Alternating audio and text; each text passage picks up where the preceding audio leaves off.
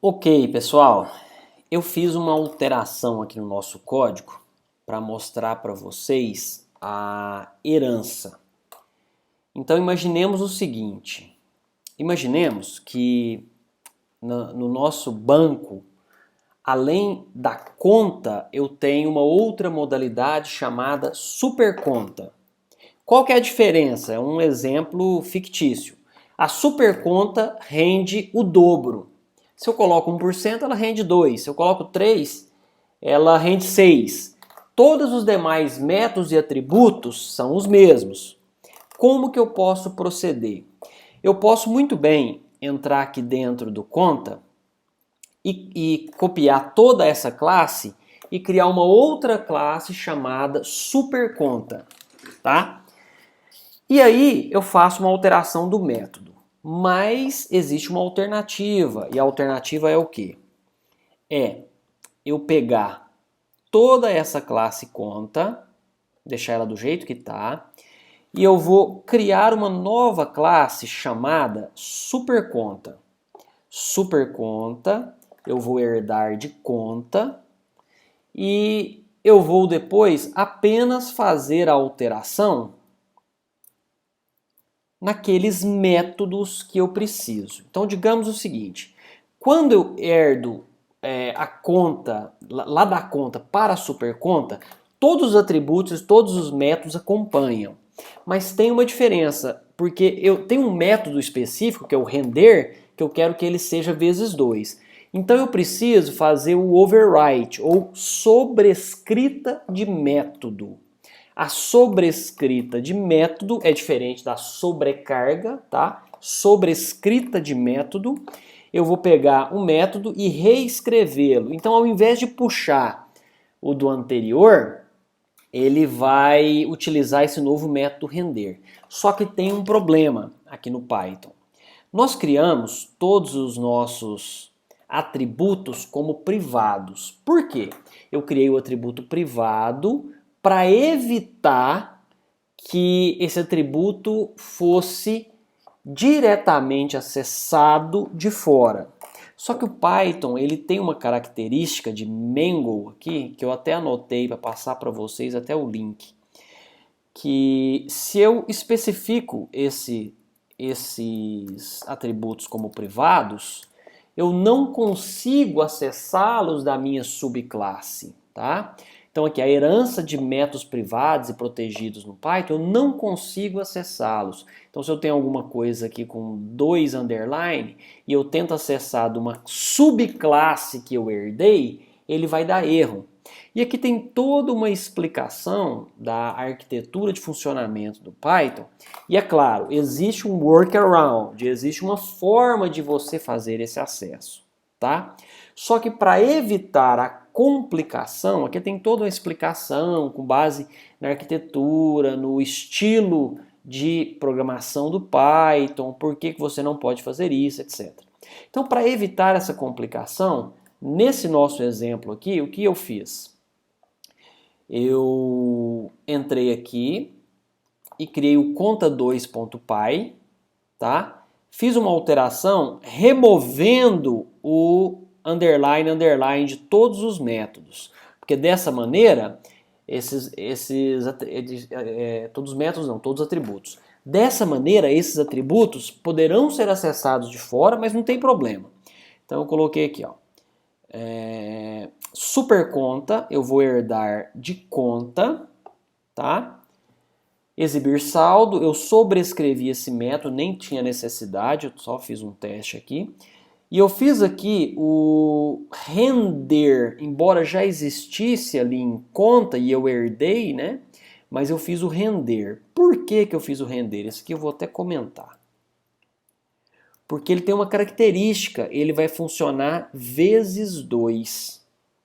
Aí aqui no meu main.py, o que que eu fiz? Eu entrei aqui e ao invés, se eu importar do conta e tentar utilizar o superconta, ele vai dar um erro dizendo que não possui aquele atributo, porque é o que eu expliquei. Quando eu faço a herança de uma classe super, os atributos que são Privados, eles não acompanham, tá? Isso é uma característica do Python. Então eu fui lá e removi essa característica privada dele. Eu tirei o underline do início. E aí eu fiz isso dentro do conta 2. Então ao invés de dar o import do conta, eu vou dar o import do conta 2. Eu mantive o meu original, não atrapalhei, tá? Só que eu importei do conta 2. Vamos ver agora se vai estar funcionando aqui. Vou fazer esse teste. Executar. Ah, agora sim, ó. Minha conta 2, super conta de código 3, eu vou creditar 1000. Minha conta exibir saldo, tá? Render 1. Quando eu mandei render 1, creditou 1000, exibiu o saldo, deu 1000. 1 seria 1%. 1% de 1000 é 10. Só que eu não estou utilizando o render da conta, e sim o método sobrescrito que eu fiz dentro do superconta. Então ele rendeu dobrado, foi para 1020. Depois eu tirei 100, foi para 920. Então o que foi a alteração que eu fiz? Eu criei uma nova conta 2 com esses detalhes. Bom, então tá aqui, depois vocês vão dar uma olhada, tal. Coloquei também a fonte aqui de onde eu encontrei a alteração. Tá? Por que eu não posso utilizar métodos privados? Detalhe, nós iremos agora progredir um pouco mais. Nós iremos fazer acesso a banco de dados. Existe um banco de dados chamado SQLite, tá? O banco SQLite é, inclusive, quando eu dou aula da disciplina de banco de dados, e agora estou trabalhando tópicos avançados em banco de dados, é o banco de dados que eu trabalho, tá? Ele tem trigger, tem view, tem sequence, tem tudo que eu preciso. Sequence não, desculpa. Mas tem trigger, tem view, tem índice, tudo que eu preciso. Sequence é característica do Oracle. O Replit aceita trabalhar com o banco SQLite. Então, eu coloquei aqui para vocês, é que nós vamos, breve, né, eu vou passar uma atividade envolvendo banco de dados um pouquinho mais complexa. Então, eu já coloquei aqui um exemplo dentro de banco de dados, tá?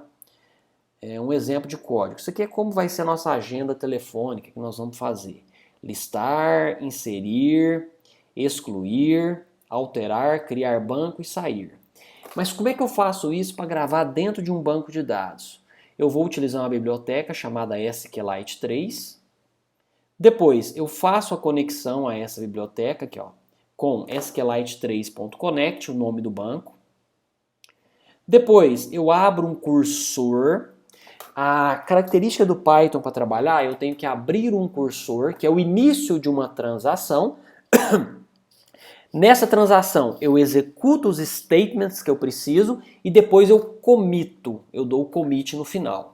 Tá? Eu deixei inclusive com os comentários da fonte que eu peguei para facilitar. Coloco aqui então o banco, abro o cursor. Eu estou mandando aqui um comando, tá? Que é o create table agenda. Tá? Esse comando aqui vai ser quando eu utilizar a opção 5 do criar banco.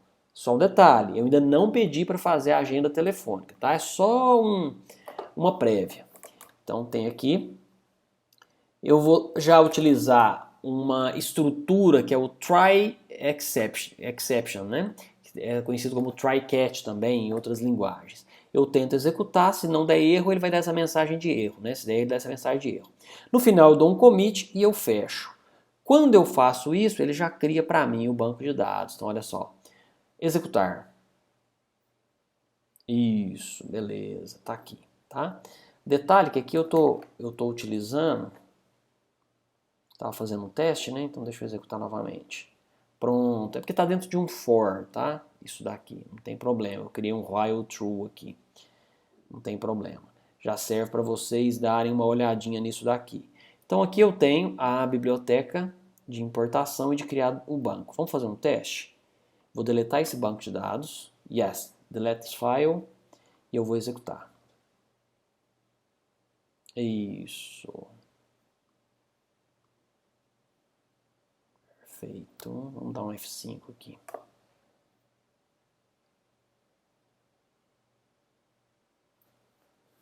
Ok.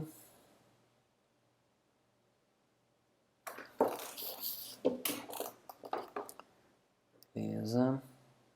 O meu aqui não está executando. Import clear. Tá, isso aqui é uma outra biblioteca que eu fiz, a chamada ProcGen, que seria procedimentos genéricos, para limpar a tela. Então eu utilizei aqui uma rotina pronta, que se eu tiver no Windows ele faz o CLS, se eu tiver no Linux ele faz o comando clear, só para limpar a tela. From, ok.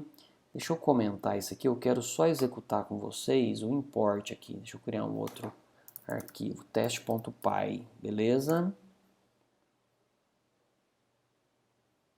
Ok, vem aqui no main.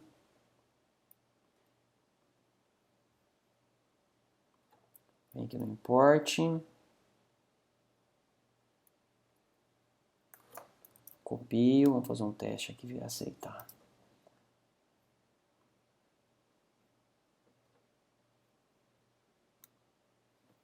Não, ele não está buscando aqui, está buscando aqui no principal. Então...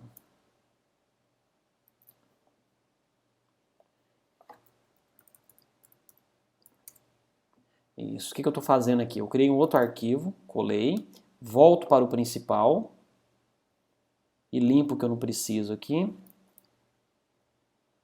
Eu só estou fazendo o teste, né? Então eu vou limpar isso daqui.